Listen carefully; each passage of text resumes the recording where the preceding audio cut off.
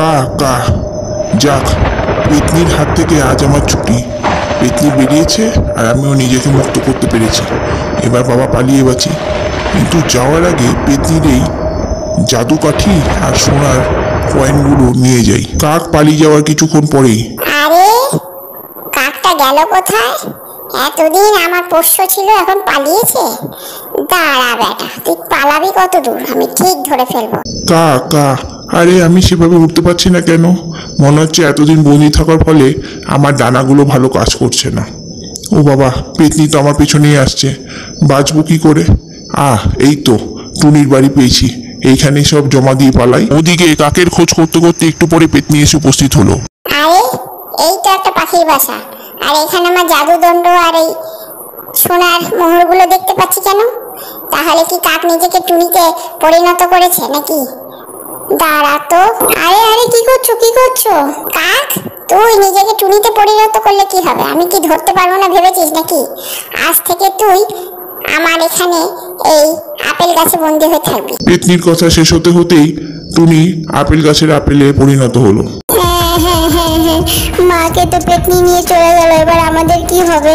একটু পরে টুনা ফিরে এলে। কি রে, তোদের মা কি খাবার জোগাড় করতে পেরেছে নাকি তোদের একা ফেলে? না না বাবা, মাকে তো এক পেতনি তুলে নিয়ে গেছে। সে কি রে, এটা কি করে হলো?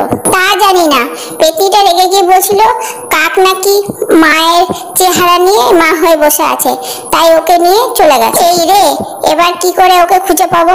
কোন দিকে গেছে বলতে পারবি? ওই তো ওই দিকে গেছে। ঠিক আছে, আমি তোর মায়ের খোঁজে যাচ্ছি, তোরা কিন্তু বাসা ছেড়ে একদম নড়বি না, বুঝলি? খানিকটা যাওয়ার পরে টুনার সঙ্গে কাকের দেখা হলো। টুনা বলল, কাক ভাই, তোমাকে এখানে নতুন মনে হচ্ছে, আগে তো কোনদিন দেখিনি। তুমি কি এখানে নতুন? কাক বলল, হ্যাঁ, আমি অনেক দিন এক জায়গায় বন্দি ছিলাম, আজকে সেখান থেকে পালিয়ে বেঁচেছি। পালিয়ে বেঁচেছো? তার মানে তুমি কি পেতনির কাছে বন্দি ছিলে নাকি? কা কা হ্যাঁ, তাই তো ছিলাম। তুমি জানলে কি করে? তার মানে তুমি সোনার মোহর আর জাদুর কাঠি আমার বাড়িতে রেখে দিয়ে গেছো? হ্যাঁ হ্যাঁ টুনা ভাই, আমাকে মাফ করে দাও। আর তোমার খোঁজে পেতনি এসে আমার বউকে ধরে নিয়ে চলে গেছে। ও হো, এটা তো খুব বাজে ব্যাপার। এবার বলো তো দেখি, পেতনি কোন দিকে থাকে?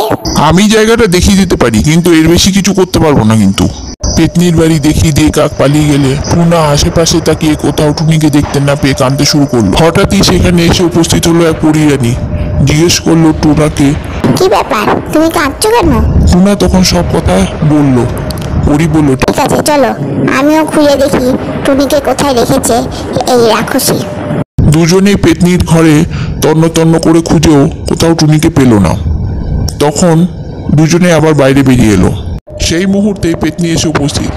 ওদের দুজনকে দেখে বলল, বাহ বাহ, আমি এবার আরো দুজনকে বন্দি করে রাখতে পারবো।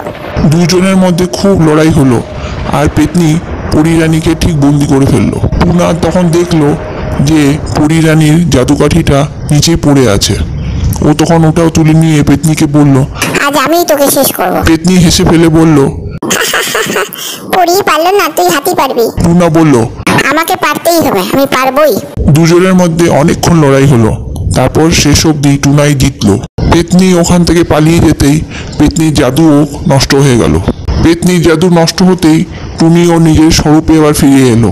নিজের স্বরূপ ফিরে পেয়ে টুনি বলল, তোমার জন্য আমি বাঁচলাম। টুনা বলল, পরিরানীর জন্য তুমি বাঁচলে। পরীরানী বলল, না না, তোমাদের দুজনের ভালোবাসা কে বাঁচিয়ে দিয়েছে। চলো এবার আমরা বাড়ি ফিরে যাই, ছানাগুলো একা আছে।